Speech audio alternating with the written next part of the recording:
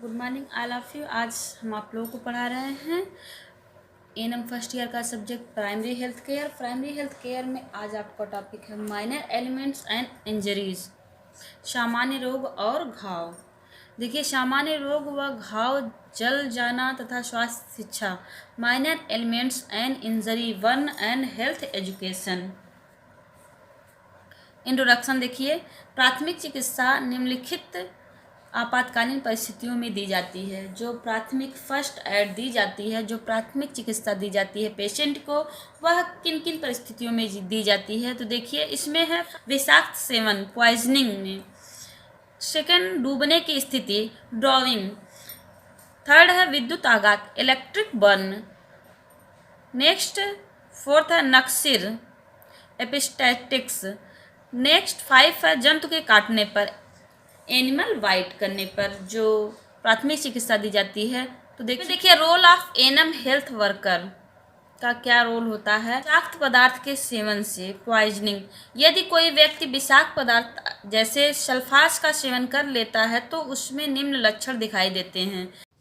यदि कोई व्यक्ति कोई जहरीली पदार्थ जैसे विषाक्त जहरीली पदार्थ का सेवन करता है, उसे निगल जाता है, तो इसमें निम्नलिखित लक्षण दिखाई देते हैं। व्यक्ति के होठों के चारों ओर जलन होती है। जो व्यक्ति है उसके होठों के चारों तरफ जलन होने लगती है। होठ में जलन होने के बाद रोगी को उल्टी होने लगती है। जब पेशेंट के होठ में जलन होगी तो उसके बाद उसको जो है उल्टियाँ होने लगती हैं। अत्यधिक मात्रा में प्यास लगने लगती है। पेशेंट को अत्यधिक मात्रा में जो है प्यास लगने लगती है, उसका गला सूखने लगता है, उसे अत्यधिक प्यास लगती है। देखिए, ट्रीटमेंट क्या करना चाहिए, जो प्राथमिक उपचार करनी चाहिए, क्या करनी चाहिए इस कंडीशन में। उपचार के रूप में निम्नलिखित उपाय किए जाते हैं।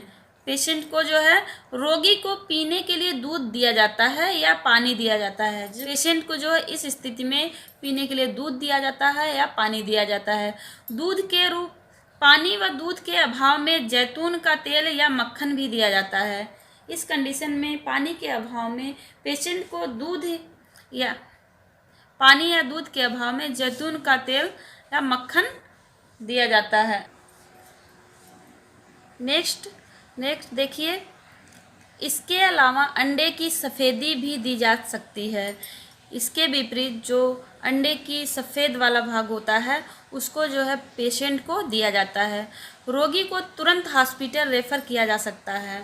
इस कंडीशन में अगर रोगी की तबीयत ज़्यादा ख़राब हो गई है तो उस स्थिति में उसे जो है हॉस्पिटल रेफ़र कर देना चाहिए। नेक्स्ट देखिए, नेक्स्ट सेकंड है डूबना, ड्राउनिंग। व्यक्ति के पानी में डूब जाने पर स्थिति में पानी फुफ्फुस में चला जाता है।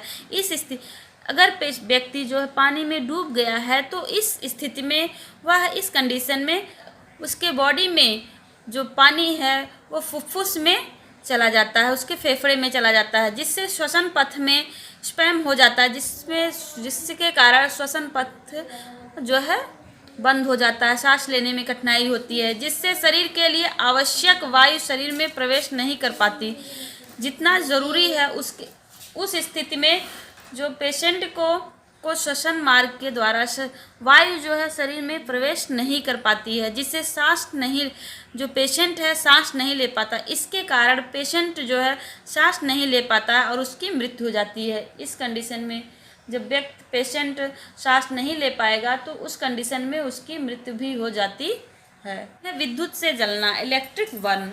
यदि शरीर का कोई भाग जीवित तार जिसमें धारा प्रभावित हो रही हो की संपर्क में आता है तो व्यक्ति इलेक्ट्रिक बर्न अथवा शॉक का शिकार हो जाता है। इस कंडीशन में यदि किसी व्यक्ति का शरीर का कोई भी पार्ट जो है जीवित तार जिसमें विद्युत धारा प्रभावित हो रही है वह उसके संपर्क में आ जाता है तो उस व्यक्ति को जो है इलेक्ट्रिक बर्न अथवा शॉक का शिकार, उस समय वह व्यक्ति जो है इलेक्ट्रिक बर्न अथवा शॉक का शिकार हो जाता है, जिसके कारण उसके शरीर में जो है करंट लग जाता है, उससे जो है उसकी कंडीशन खराब हो जाती है। देखिए, इस स्थिति में अचानक श्वसन गति रुक जाती है।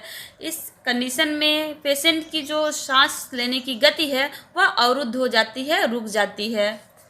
हार्ट का काम करना बंद हो जाता है। इलेक्ट्रिक शॉक लगने पर जो हार्ट बीट है, हार्ट का काम करना, हृदय का काम कार्य करना बंद हो जाता है और चेहरा नीला पड़ जाता है। इस कंडीशन में जो है विद्युत से जलने पर, इलेक्ट्रिक शॉक लगने पर पेशेंट का जो फेस चेहरा है वह नीला पड़ जाता है।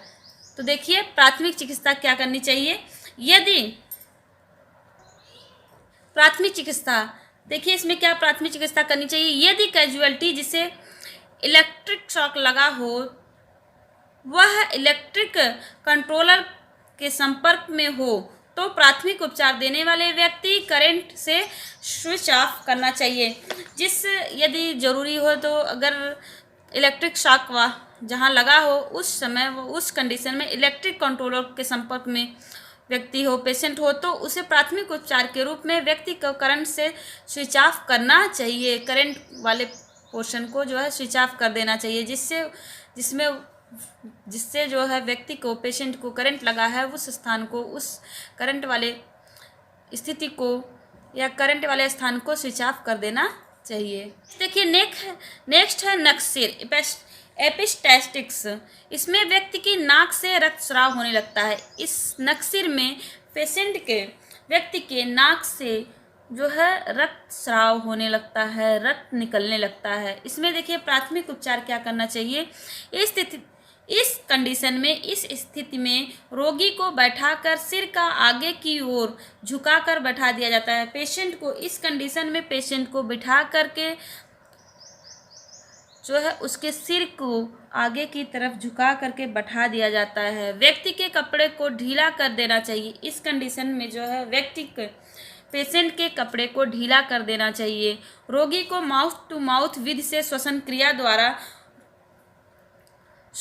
क्रिया सामान्य रोगी को माउथ टू माउथ विधि से श्वसन क्रिया द्वारा रोगी की श्वसन क्रिया सामान्य की जाती है। इस कंडीशन में पेशेंट को माउथ टू माउथ, मुंह के द्वारा जो है श्वसन क्रिया दी जाती है। और इस कंडीशन में पेशेंट की हालत बिगड़ने पर उसे हॉस्पिटल भेज देना चाहिए। इस कंडीशन सामान्य न होने पर पेशेंट को हॉस्पिटल भेज देना चाहिए।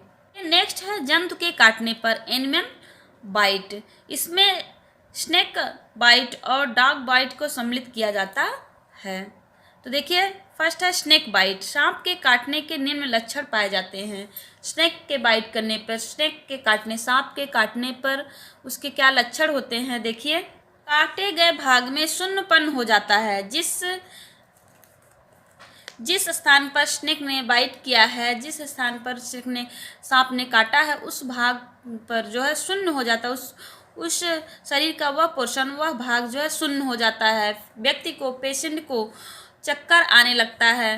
काटे गए भाग में जलन होती है। जिस भाग पर स्नेक ने बाइट किया है उस भाग पर जलन सी होने लगती है।